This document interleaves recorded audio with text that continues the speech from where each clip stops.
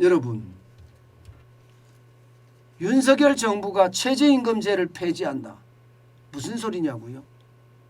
와, 온라인에서는요, 이 말이 굉장히 빠른 속도로 번져나가고 있습니다. 왜 그런가 하면요, 바로 이것 때문이에요. 지난 3월 7일 경기도 안양 유세에서 윤석열 야당 후보는요, 중소기업이 대기업과 같은 최저임금을 지불할 경우 도산으로 이어질 수 있다, 이렇게 말했고요. 여기에 자영업자도 대기업과 같은 최저임금을 지불할 경우 도산으로 이어질 수 있다, 이렇게까지 이야기했습니다. 그러면서 말입니다. 최저임금보다 낮은 임금을 받겠다는 근로자는 일자리를 잃게 된다, 이렇게 주장을 했거든요. 바로 이 말이 지금 일파만파가 되고 있는 겁니다. 그만큼 말입니다. 대통령 당선인의 최저임금에 대한 인식은 어쨌든 중소기업과 대기업은 똑같은 최저임금이 돼서는 안 된다. 자영업자와 대기업도 똑같은 최저임금이 돼서는 안 된다. 이 말이 되잖아요. 이 말이 된다는 것은 여러분, 대한민국의 기업 중에 90%가 중소기업이에요. 중소기업이에요. 그렇다면 대부분에 적용되는 최저임금이 바뀔 수도 있다는 이야기잖아요. 지금은 여러분, 지금은 일률적으로 적용합니다. 2021년 올해도 9,160원. 사실 5.1% 높였다는 건 미친놈들이에요. 미친놈들. 아, 제가 욕 안 하려고 하는데 이게 욕이 나오네요. 예. 이게 5.1%까지 갔잖아요. 5.1%까지. 그래서 9,160, 이거 일률적으로 적용되거든요. 이게 뭐 지역에 상관이 있는 것도 아니고, 저기 울산에도 9,160원 줘야 되고요. 예, 저기 목포에도 9,160원 줘야 됩니다. 부산도, 광주도, 대구도, 대전도, 서울도 모두가 9,160원을 줘야 돼요. 여기에다가 뭐 자영업자는 다릅니까? 자영업자도 9,160원을 줘야 되고요. 영세기업도 줘야 되고, 중견기업도 줘야 되고, 중소기업도 줘야 되고, 대기업도 똑같이 줘야 됩니다. 공무원도 줘야 되고요. 그냥 일률적으로 딱 정해져 있는 겁니다. 최저임금이라는. 그런데 윤석열 대통령 당선인의 이야기를 빌려보면 뭔가 달라질 수 있다는 이야기가 나오는 거잖아요. 그런데 저는요, 진짜 최저임금이고, 없애는 것도 저는 좋은 방법 같아요. 차라리 업종별로는 그렇잖아요. 자영업 같은 건 기업 규모별로, 지역별로 이렇게 차등화시킨 최저임금제, 이거 나와야 되는 것 아닌가, 저는 그런 생각 많이 해봅니다.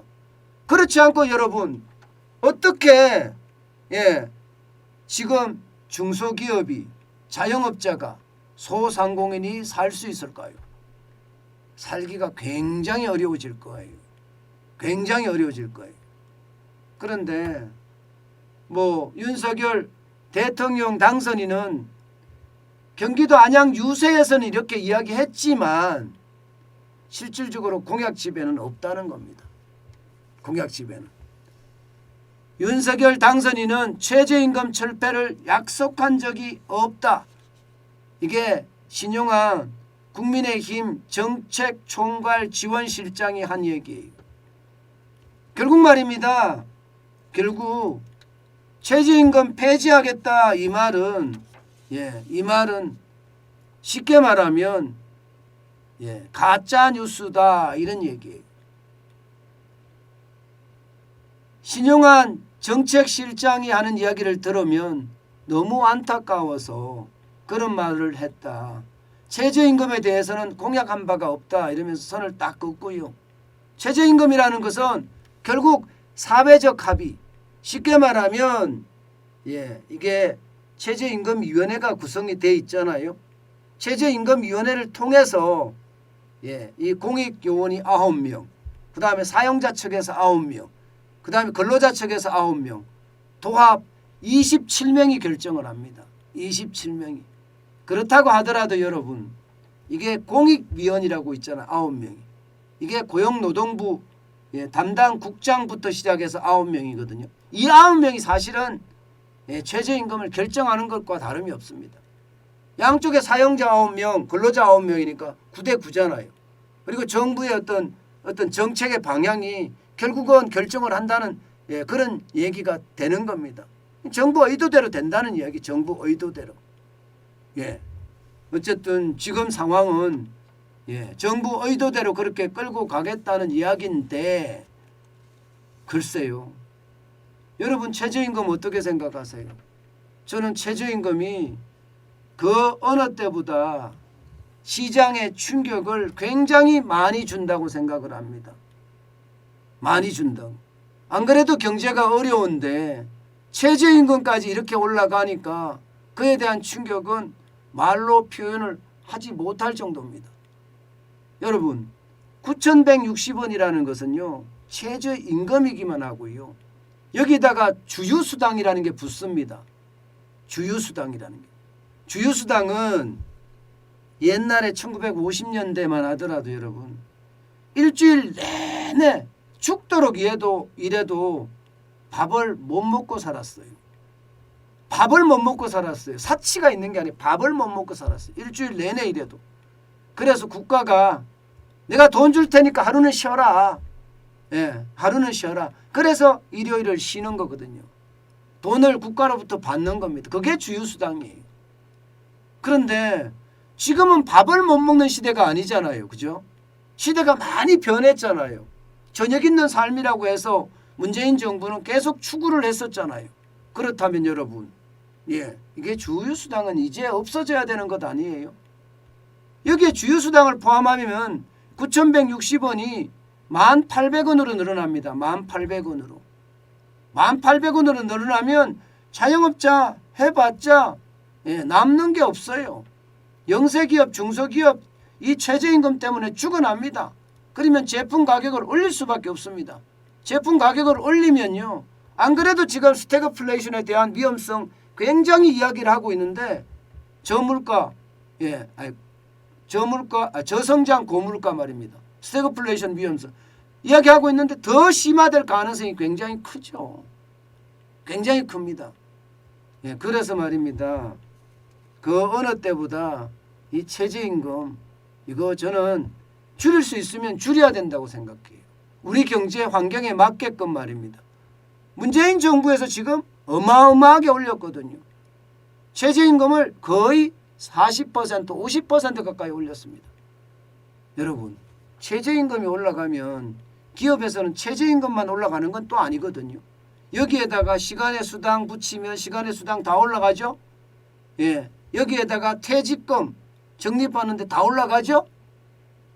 여기에다가 4대 보험도 다 올라갑니다. 국민연금, 건강보험, 산재보험, 장기요양보험 다 올라갑니다. 그러니 기업은 결국 최종 제품에 가격 인상을 할 수밖에 없는 거예요. 그렇게 되면 우리 경제가 제대로 돌아가겠습니까? 저는 그 어느 때보다 제대로 돌아가야 된다고 생각을 합니다. 저는 그래서 지금 윤석열 대통령 당선인이 최저임금 철폐를 언급한 적이 없다 이렇게 이야기할 것이 아니라 최저임금 전반에 대해서 다시 한번 살펴봐야 됩니다. 윤석열 당선인도 실제로 그렇게 이야기합니다. 개선의 필요성은 있다.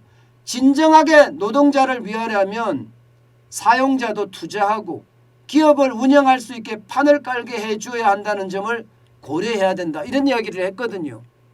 쉽게 말하면 기업이 돈을 많이 벌어야지 근로자들에게도 많이 준다는 이야기예요.